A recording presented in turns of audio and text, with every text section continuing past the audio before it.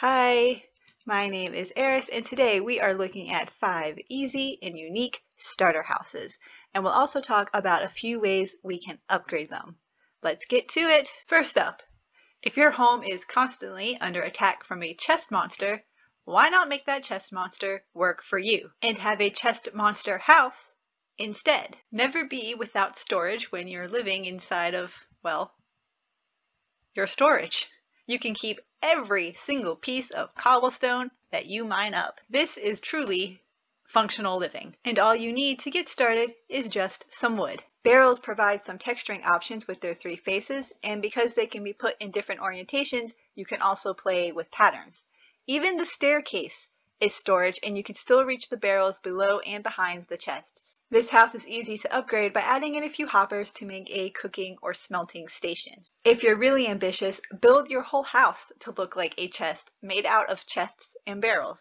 But just be careful not to invite creepers over, because when this place blows, it makes a big mess. Next up is the Citadel, inspired by a real-life building by the same name and located in the Netherlands. All you're going to do here is stack rectangles on top of each other at a 90-degree angle. There's no wrong way to do it. Just make sure you leave enough overlap to install a staircase. I suggest making each section 3 high, and then the 4th layer will be the ceiling, and that'll also be the floor of the next section.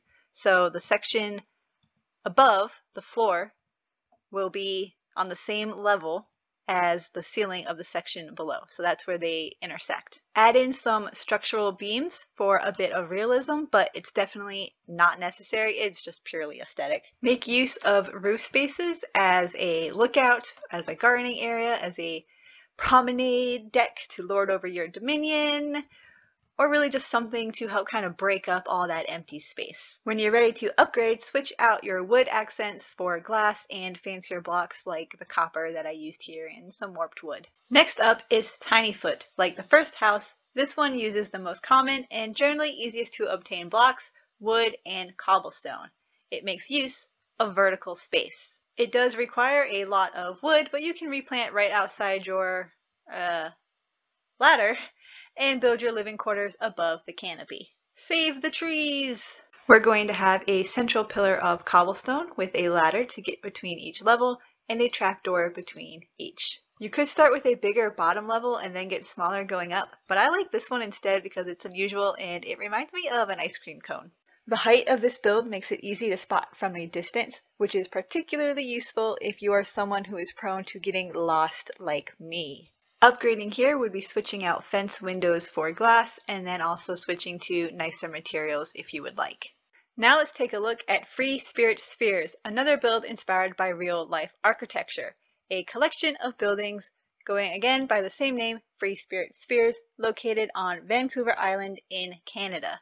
Any of these builds that are inspired by real-life architecture will have links in the description so you can check them out a little bit more. This build works best with tall trees and a central tree house in the center, which is really just platforms that you connect everything up to. Hanging between the tallest trees are spheres. Make sure you do something to connect them to the tree because you don't want them just floating there without anything to support them. 2x2 trees make for an easy staircase. Figure out where you want your first platform to go and then thicken up the base of the tree to disguise the stairs. If you're really motivated, you can go all out with a custom tree, or you can just do your stairs on the exterior like here. Now I know what you're thinking. What about the spheres? You said these were easy houses, Eris, but spheres are not easy. Well, what if I told you they're not actually that hard? We're not going to go into too much detail, but I'll give you a quick breakdown of how to build a sphere. There are 2 ways I'm going to show you. Either way, you're going to want a guide, so Google circles on a grid or something to that effect, and you should get some options that can help you.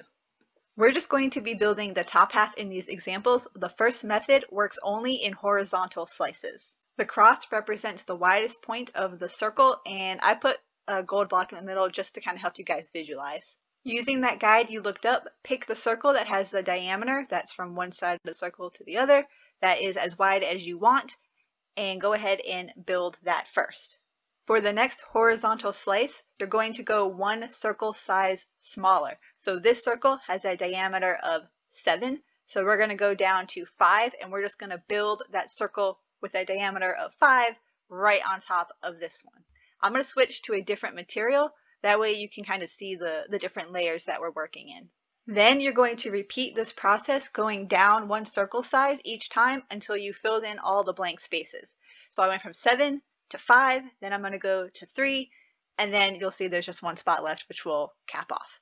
So that's method 1. You're just going to work in horizontal slices until you've covered up all the open spaces. That's the method that I used over here. Method 2 is, I grant you, a little bit harder. It's not too bad though, and it does look a lot better. It doesn't look as bulky as method 1 does. And it's going to start off the same way. You're going to pick a circle, whatever size you want, and you're going to build the horizontal slice first. But now we're going to add in another dimension. Instead of just working with horizontal slices, we're also going to add in vertical slices. So now you're going to have a vertical circle the same size as the horizontal one. That's going this way, and the same thing going this way. So just take your horizontal circle and stand it upright and rotate it around. That's basically what you're doing. The rest of the process is the same. You're going to go 1 circle size smaller and stack it horizontally, but now you're also going to do it vertically on both planes. This is why I suggest using a second material.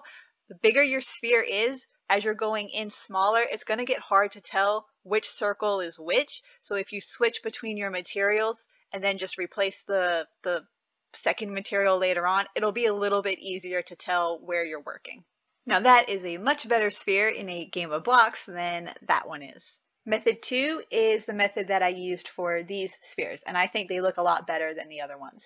So if you have the time and the patience, I definitely suggest method 2.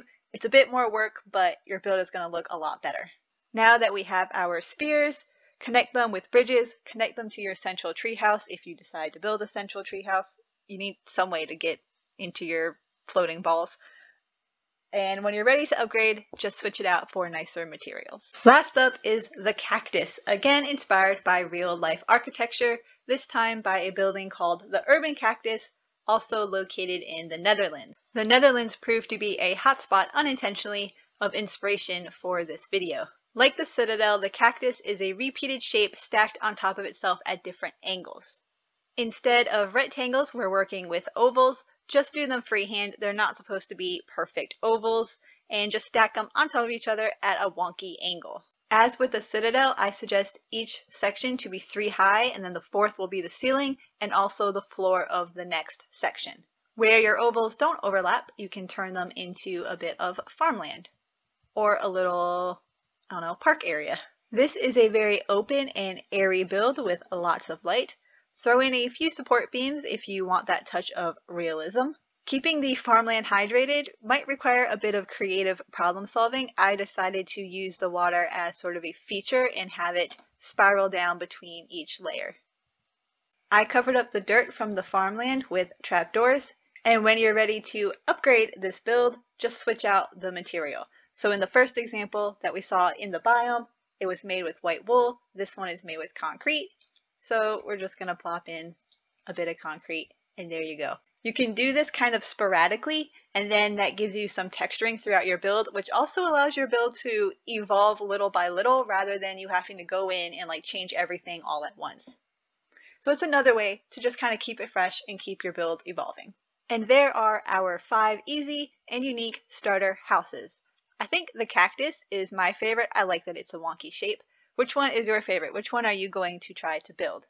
Also, let me know if you want a more in-depth explanation on spheres. I'm happy to do that for you guys if you think that would be useful. As always, thank you for hanging out with me and have a great rest of your day. Bye!